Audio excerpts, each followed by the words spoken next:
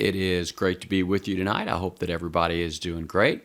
I just wanted to take a few minutes tonight and maybe share a story and a little bit of history of the first Strat that I ever purchased, which I still have, which is this. And this would be a 1996 TexMex.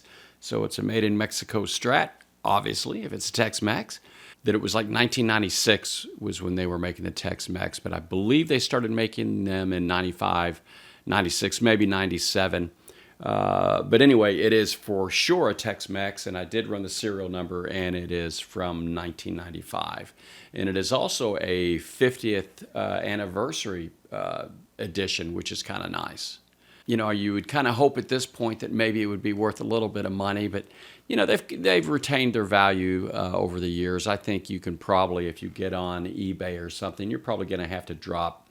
Probably most times I see these, they have them in this color, and I've seen them in like a baby blue and maybe a red or something, and they usually go for about $600. And I think this one was, they had a price tag on it. I think it was like $459. I traded a Jackson, kind of an entry-level Jackson. It was black with the Floyd Rose and some cash for this, and never looked back. I had been into Yngwie at that point probably for about 12 years, and had always been kind of a humbucker guy.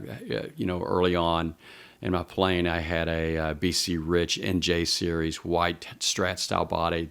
That was a beautiful guitar. It did have a Kaler. I wasn't real crazy about that, but that thing played great. Rosewood neck, just absolutely slamming guitar. I love that guitar. It was shaped just like Vivian's Charvel he had with the skulls on it.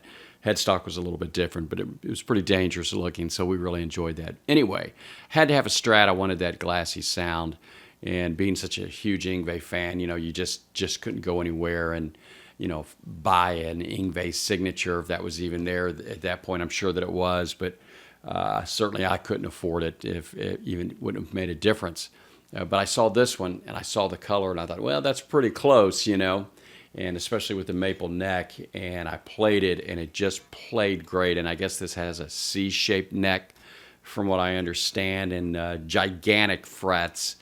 And pickups are pretty screaming hot, although now that I'm listening to them in comparison to, like, you know, a stacked single coils, they're a little noisy and a little cheesy, I guess, but you know, most people probably wouldn't run as much overdrive as me if they were in their right mind, so they tend to be a little clanky and a little bit noisy. But this is I know this is going to sound stupid, but this is an extremely Stratty sounding Strat, which you're going to hear in just a minute or two. We'll just play just a little bit. I don't want to bore anybody. I'm probably boring myself at this point, so but anyway, I know when I first purchased it, I found some backing track that was like 3 days long and was just improvising like twice. I ran through it twice and put it on a cassette and I took it over to a buddy of mine, and I was like, man, you got to hear this Strat, and just so glassy. Let me just play you a couple of audio samples if I can find them, of some recordings I did over the years with it. And I think I was probably playing through like a Pod 2.0 or maybe an Axis 212, which was the Line 6 digital combo that they had. And I thought it was slamming. It was a super hot tone. Here are a couple of leads from back in the day.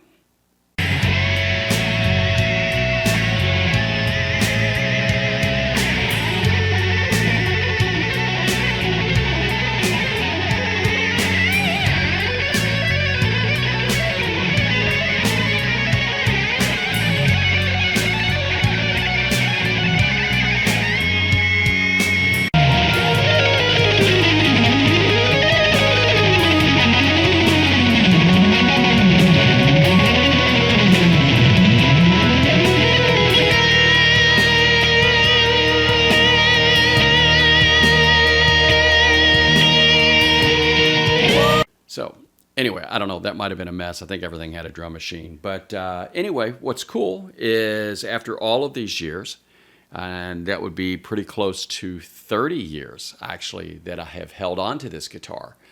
And I've played many a gig with it. I've laid countless tracks down with it, just, obviously mainly of the home recording variety, but I've gone through some spells where Really went through a lot of songwriting, and this was pretty well the go-to. Just about, I want to say 98% of the time. I think around 2006 or 7, I acquired like a 1967 reissue Strat, and that thing never really sounded that Stratty to me. It was just meat and potatoes, and it was kind of hard to play. Action's incredible. It's just hard to play. I don't know why that is. But this thing, I loved it. I just couldn't tell you how many shows and how much blood has been on it, and it's been knocked over so many times. There's a crack right here. I don't know if that's compromising the integrity of everything, but it seems like it never really wanted to stay in tune too well, and the intonation always seemed a little bit janky, and it's probably still janky, and that's probably because I don't really know much about, how to set a guitar up, and I understand how to set the intonation. I'm just not really, I don't know, I just don't have the stick-to-itiveness enough to get it right. But anyway, this was my first Strat. Got it about 30 years ago. 1996, made in Mexico, TexMex. Killer guitar, still plays great. So recently I got it out. And, I'm always playing my Yngwie Strat or this Leo James or one of these Fireflies as of late. And I thought, well, you know what? Let's get the old TexMex out and see what it does and put some 7s on it.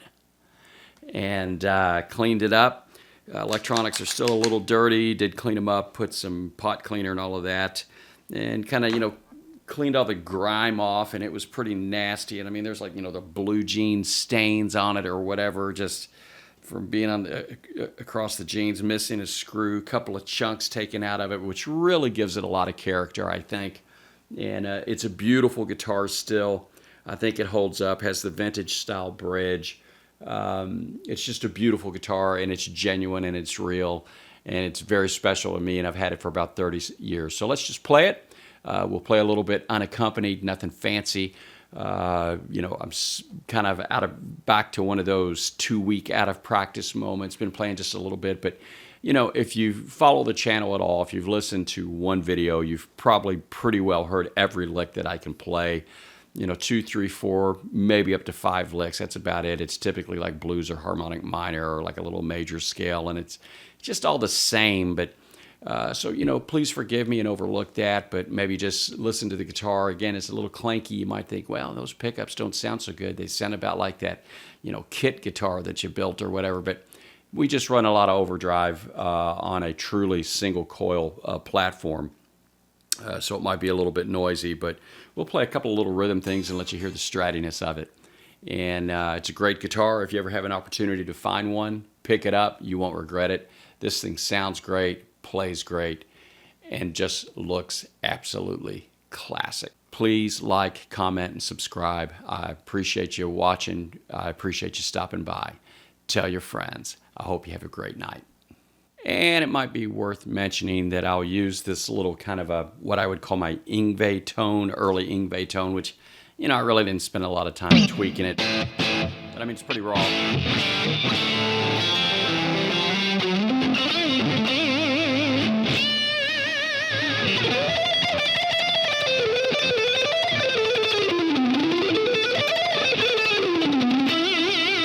Anyway, we might use that tone a little bit and maybe go to a little bit heavier overdrive type sound that's probably a little too noisy. We'll just see what happens.